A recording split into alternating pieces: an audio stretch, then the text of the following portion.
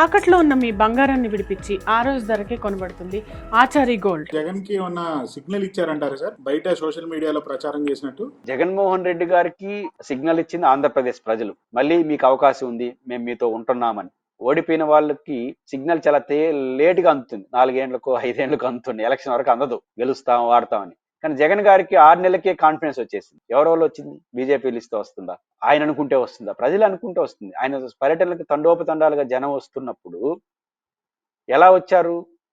పోలిక కొంత అతిశయోక్తిగా ఉండొచ్చు కానీ బాహుబలి సినిమా మనకు గుర్తొస్తుంది. బాహుబలిలో వాళ్ళ పెద్ద బాహుబలిని సీనియర్ ఆయన ఉన్న ఆయన్ని అన్యాయంగా చంపేస్తారు.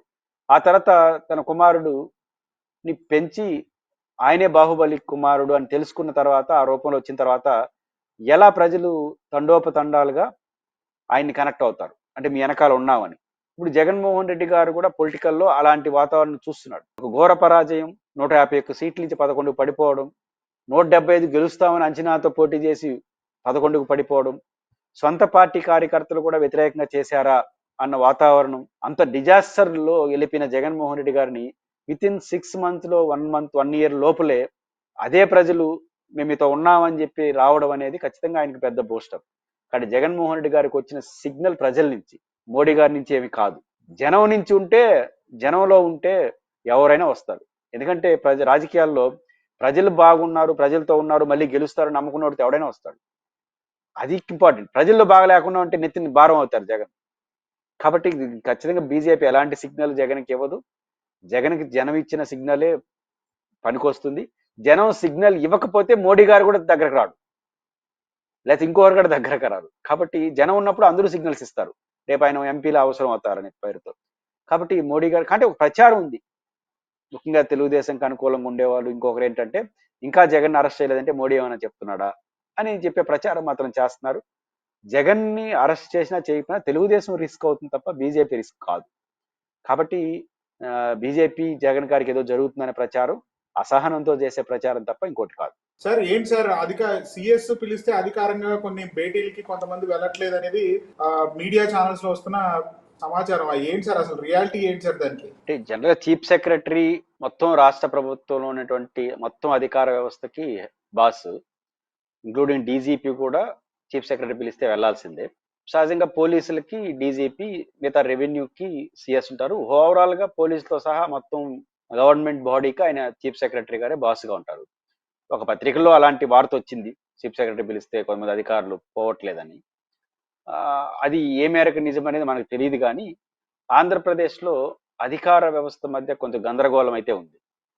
ఎప్పుడు కూడా ఐఏఎస్లు కానీ, ఐపీఎస్లు కానీ, ఉద్యోగస్తులు కానీ పరస్పర ఒకరి పట్ల ఒకరు నమ్మకం, గౌరవం మరియు భయంతో పనిచేయాలి. భయం అనేది చివరిలో ఉండాలి. భయంతోనే ఎప్పుడు పని చేయించుకోలేము. భయం అనేది అర్థం ఏంటి? Subordinate rules. సబార్డినేట్ రూల్స్లో వెసులుబాట్లు కూడా ఉంటాయి. పోకపోవడం అంటే మీరు పిలిచారు మేము ఎందుకు రావాలని అనరు. జనరల్గా చీఫ్ సెక్రటరీ కానీ బాస్ హెచ్ఓడి పిలిస్తే వెళ్ళిపోతారు. భయంతోనే వెళ్తారు, బాధ్యతతోనే వెళ్తారు.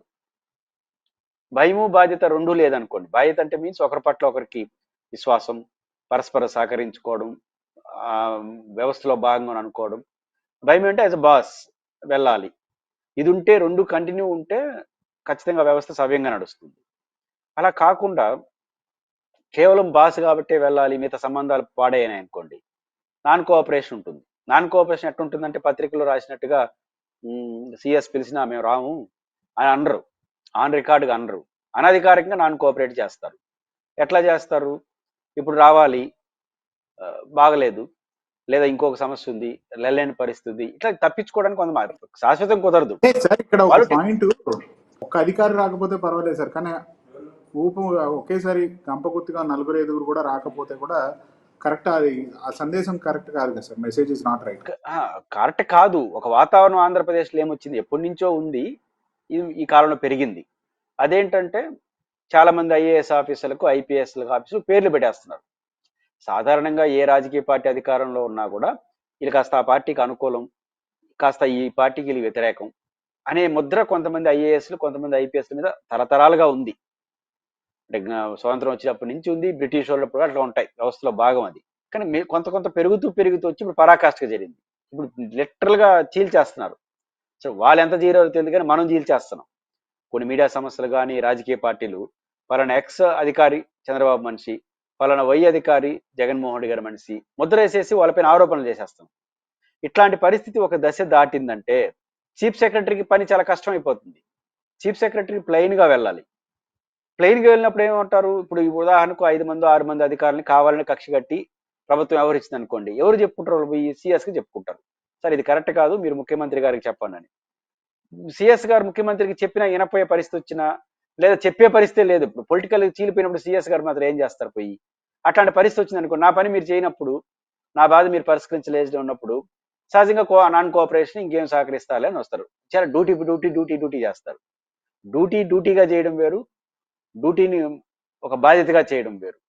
అట్లాంటి తేడాలు ఏమైనా వచ్చాయా రాష్ట్రంలో అని అనుమానం కలుగుతుంది ఆ వార్త చూస్తే. అది నిజమా, నలుగురా ఐదుగురా కరెక్ట్ కాదు తెలియదు కానీ ఈ రాష్ట్రంలో వ్యవస్థలో ఉన్నతాధికారులకు, ఆల్ ఇండియా సర్వీస్ అధికారులకు సాధారణంగా సున్నితంగా ఉన్నటువంటి అనుబంధాలని రాజకీయ అనుబంధాలుగా మార్చేసేసి వారికి ఒక ముద్రలు వేసేసి ప్రతిరోజు వాళ్ళ పేర్లు పెట్టి వాళ్ళు ఫలానా ఫలానా అని మాట్లాడు జగన్ ఐపీఎస్లు, జగన్ ఐఏఎస్లు అనే పేర్లు పెట్టి రోజు పేర్లు పెట్టి తిడతా ఉంటే ఏమవుతుంది? ఖచ్చితంగా ఇరిటేట్ అవుతారు, ఇబ్బంది పడతారు. ఆ ఇబ్బందులు పరిష్కరించాల్సిన బాధ్యత ఎవరిది అంటే టెక్నికల్ గా సిఎస్ గారిది, డీజీపీ గారిది. వాళ్ళు మాత్రం ఏం చేస్తారు, పొలిటికల్ గా ప్రభుత్వాల నాయకత్వం వహించేవాళ్ళు, అపోజిషన్ నాయకత్వం వహించేవాళ్ళు పొలిటికల్ లైన్ తీసుకునేసి మాట్లాడుతుంటే సిఎస్లు డీజీపీలు ఏం చేయగలరు? వాళ్ళ పని కూడా కష్టం అయిపోతుంది. వాళ్ళ పైన కష్టమైనప్పుడు నా పని నువ్వు చేయలేదు కాబట్టి నేను నాన్ కోఆపరేషన్, వాళ్ళకు లీగల్ గా సాంకేతికంగా అనుమతించినంత మేరకు నాన్ కోఆపరేషన్ చేస్తారు. అది కూడా ఇబ్బందే కదా సిఎస్ గారికి.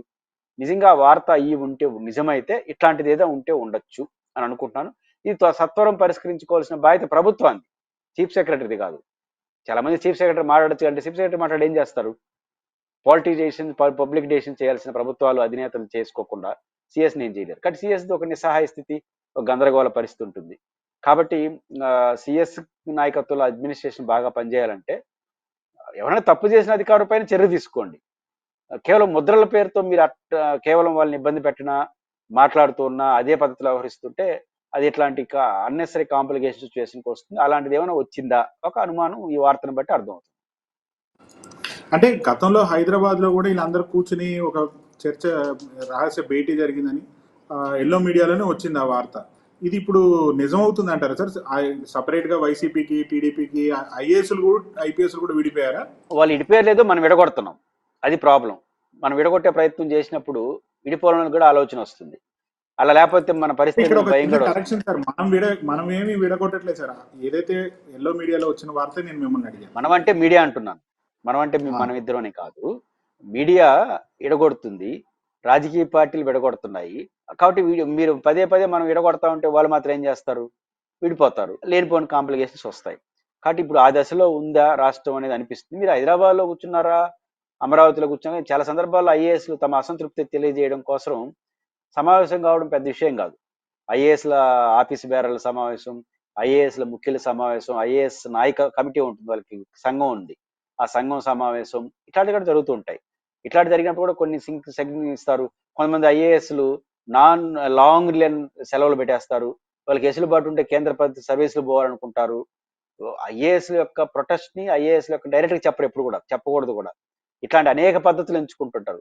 అయితే ఇంకో చోట సమావేశం అవడం ద్వారా ఇట్లాంటి ఫీలింగ్లో ఉన్నారని మెసేజ్ పంపించడం, నంబర్ ఆఫ్ ఉంటాయి. ఈ రాష్ట్రంలో మారిన రాజకీయ పరిస్థితులు, రాజకీయ పార్టీలు, కొన్ని మీడియా సమస్యలు అదుపు తప్పి ప్రవర్తించిన కారణంగా ఏం జరిగిందో తెలియదు కానీ ఆల్ ఇండియా సర్వీస్ అధికారులు, కీలక అధికారుల మధ్య ఒక గ్యాప్ అయితే వచ్చింది. ఆ గ్యాప్ కొనసాగడం ఎవరికి మంచిది కాదు.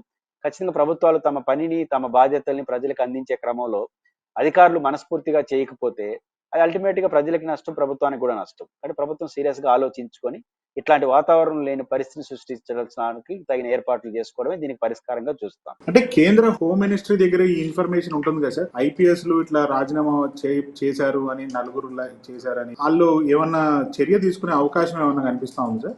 సమాచారం ఖచ్చితంగా పరోక్షంగా ఉంటుంది, నిన్నటితో ప్రత్యక్షంగా వచ్చింది. తిరుపతి లోక్సభ సభ్యుడు గురుమూర్తి గారు, వైఎస్ఆర్ కాంగ్రెస్ పార్టీ ఎంపీ, దాదాపు టాప్ మోస్ట్ పర్సనాలిటీస్ 7 మందికి లెటర్ రాశాడు. President of India, prime minister of India, home minister, chief justice of India, Andhra Pradesh chief secretary, Andhra Pradesh director general of police, Andhra Pradesh governor, వీళ్ళకి లేఖ రాశారు. 192 మంది ఆయన లేఖ ప్రకారం 192 మంది ఐఏఎస్ కాదు ఐపీఎస్ ఆఫీసర్లకి పోస్టింగ్ ఇవ్వకుండా 1 year గా ఇబ్బంది పెడుతున్నారు.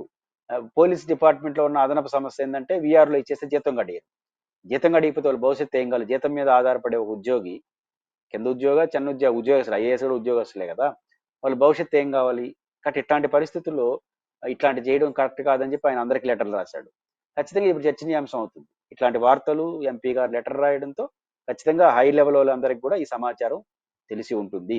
తెలిస్తే వాళ్ళు ఏం చేయగలరు? ఎందుకంటే పోస్టింగ్ ఇవ్వడం ఇవ్వకపోవడం అనేది ప్రభుత్వం యొక్క విచక్షణ అధికారం.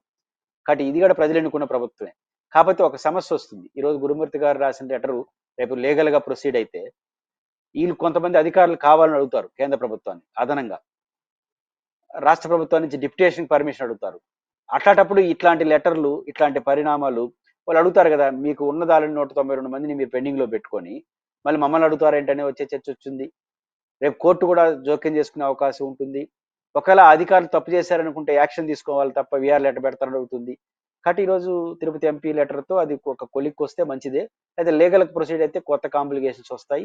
లీగలా లేదా పొలిటికలా పక్కన పెడితే ఇట్లాంటి వాతావరణం ఉండడం అనేది రాష్ట్ర ప్రభుత్వానికి కానీ ప్రజలకు కూడా మంచిది కాదు. త్వరగా పరిష్కరించుకుంటే ఇట్లాంటి వార్తలు రాకుండా ఉంటాయి. మీరు బంగారం తాకట్టు పెట్టి ఆ బంగారం డబ్బులు కట్టలేక ఇబ్బంది పడుతున్నారా? ఆచారి గోల్డ్ వాళ్ళు మీ బంగారం కొని మీ లోన్ తీర్చి మిగిలిన డబ్బులు మీకు ఇచ్చేస్తారు. ఇంకెందుకు ఆలస్యం? ఆచారి గోల్డ్ ఈ నెంబర్స్కి కాల్ చేయండి.